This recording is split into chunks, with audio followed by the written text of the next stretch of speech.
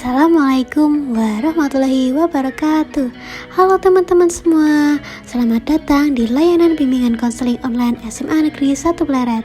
Semoga kalian semua siap untuk mulai belajar dan bersenang-senang. Kita menjalani ini bersama, jadi mari kita saling aktif berpendapat ya. Nah, siapa di sini yang sudah memikirkan rencana setelah lulus SMA nanti? Kalian mau meneruskan kuliah? Atau mungkin mengikuti kursus pelatihan, atau bekerja, atau mungkin kuliah sambil bekerja. Nah, apapun itu, kalian harus menentukannya dari sekarang. Nah, bagi teman-teman yang berencana untuk bekerja atau kuliah sambil bekerja, kira-kira sudah tahu belum nih pekerjaan apa yang cocok untuk kalian? Jika belum, maka simak video ini ya. Di video ini kita akan membahas topik membangun usaha bagi lulusan SMA. Setelah lulus dari SMA, kalian biasanya akan dihadapkan 3 pilihan, yaitu bekerja, melanjutkan pendidikan, atau wirausaha. Ketiganya akan bermuara ke satu tujuan, yaitu dunia kerja. Memasuki dunia kerja, kamu bisa bekerja dengan orang lain atau di bawah suatu perusahaan, atau memulai usaha sendiri.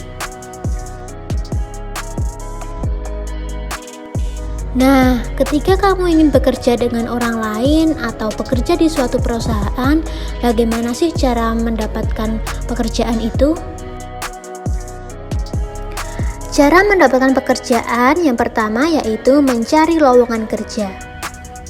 Nah, dalam mencari lowongan kerja yang harus dilakukan yaitu yang pertama, mendaftarkan diri ke Departemen Tenaga Kerja sebagai calon pencari kerja. Yang kedua, mencari informasi. Kalian bisa membaca koran atau majalah yang memuat lowongan kerja, atau melihat informasi lowongan kerja melalui media elektronik seperti televisi, internet, media sosial, dan lain sebagainya. Nah, kalian juga bisa bergaul dan bertanya kepada orang-orang yang sudah bekerja. Dengan begitu, kalian akan cepat mendapatkan lowongan pekerjaan. Cara yang kedua yaitu mengikuti tes seleksi. Nah, setiap calon tenaga kerja pada umumnya harus mengikuti tes seleksi. Seleksi tersebut biasanya meliputi yang pertama, seleksi administrasi. Seleksi administrasi ini merupakan seleksi terhadap berkas yang dikirim. Nah, kelengkapan berkas persyaratan yang diminta merupakan penentu kelulusan tes ini. Nah, pada umumnya tuh persyaratan yang diminta oleh penerima tenaga kerja, misalnya surat lamaran, fotokopi ijazah, kemudian fotokopi KTP, kemudian surat keterangan catatan kepolisian atau SKCK. Nah, yang biasa didapat dari kepolisian itu. Kemudian biasanya juga menyertakan pas foto. Nah, biasanya pas foto ini ukurannya 3x4 atau 4x6. Dan biasanya menyertakan daftar riwayat hidup. Kemudian yang kedua, seleksi akademis. Nah, seleksi akademis itu merupakan seleksi yang berhubungan dengan penalaran atau kemampuan belajar. Nah, biasanya tuh seleksi ini bersifat tertulis. Nah, materi tes ini umumnya dalam bidang bahasa Indonesia, bahasa Inggris, dan pengetahuan umum. Yang ketiga, psikotes atau tes kemampuan secara keseluruhan. Nah, psikotes ini dilaksanakan untuk mengetahui seberapa besar kesesuaian antara pekerjaan dengan kepribadian pelamar kerja. Nah, tes ini tuh meliputi tes bakat, minat, kecepatan, dan ketelitian kerja, serta sikap kerja. Kemudian biasanya juga ada tes wawancara. Nah, setelah mengalami beberapa kali seleksi, pihak pencari kerja biasanya memanggil para pelamar yang memenuhi kriteria penilaian untuk mengikuti wawancara. Nah, selain itu juga ada seleksi kesehatan atau tes fisik. Tes fisik dilaksanakan untuk mengukur sejauh mana kesesuaian secara fisik antara pelamar kerja dengan tuntutan pekerjaan. Nah, biasanya tes ini meliputi tes penglihatan, tes pendengaran, kesehatan fisik, dan sebagainya. Nah, sebenarnya untuk lulusan SMA banyak sekali pekerjaan yang bisa dilakukan. Nah, berikut ini beberapa contoh pekerjaannya. Nah, contohnya sebagai driver online atau yang biasa disebut dengan ojek online. Driver online saat ini diminati oleh banyak orang dan keuntungan yang didapat pun sangat lumayan. Menjadi ojek online saat ini sangat bisa buat kerja sampingan kalian loh, karena bersifat freelance. Kemudian bisa juga menjadi customer service, menjadi karyawan swasta, menjadi technical support, ataupun menjadi seorang penyiar radio. Nah, itu tadi contoh-contoh pekerjaan jika kalian bekerja dengan orang lain atau bekerja di bawah perusahaan. Nah, kalau kalian ingin merintis usaha sendiri, bagaimana caranya? Mari kita bahas.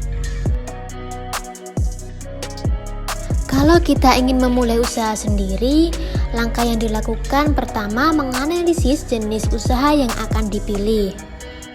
Kalian harus memastikan usaha yang kalian mulai adalah jenis usaha yang kalian minat.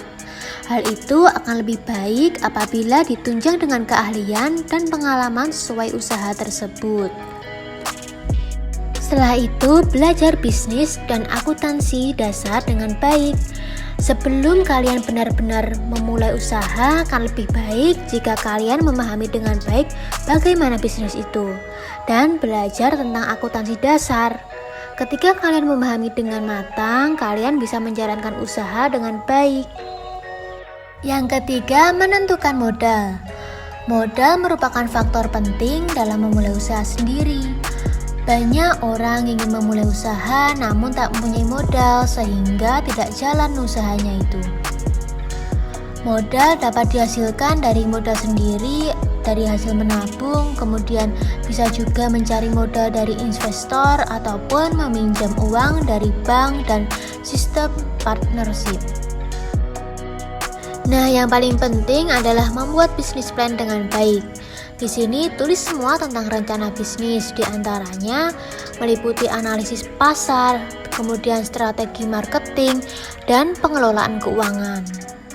Analisis pasar yakni kebutuhan pasar serta bagaimana produk atau layanan kita dapat memenuhi kebutuhan pasar tersebut.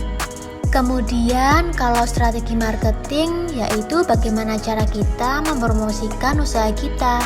Misalnya kita promosi melalui iklan offline ataupun platform media sosial seperti Instagram, WhatsApp, Twitter, dan lain sebagainya. Sedangkan pengelolaan keuangan yaitu membuat laporan keuangan dengan detail seperti budgeting dan data-data keuangan lainnya. Nah, berikut ini beberapa contoh usaha sendiri. Kalian misalnya bisa mengelola toko online shop. Karena dalam era teknologi yang semakin berkembang, toko online menjadi salah satu alternatif membuka usaha yang mumpuni. Kalian bisa mulai dari menjual produk yang sekiranya dibutuhkan konsumen atau yang sedang tren dan digemari oleh konsumen. Akan lebih baik jika kalian mencoba menjual produk yang baru dan berbeda dari toko yang lain, agar banyak konsumen yang tertarik.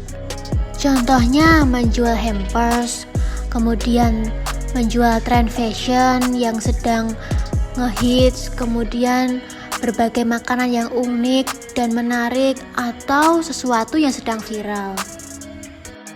Kemudian kalian bisa juga menjadi dropshipper atau reseller. Nah, jika kalian masih merasa kebingungan untuk menjual produk apa dalam toko kalian, kalian bisa memulai terlebih dahulu menjadi dropshipper atau reseller.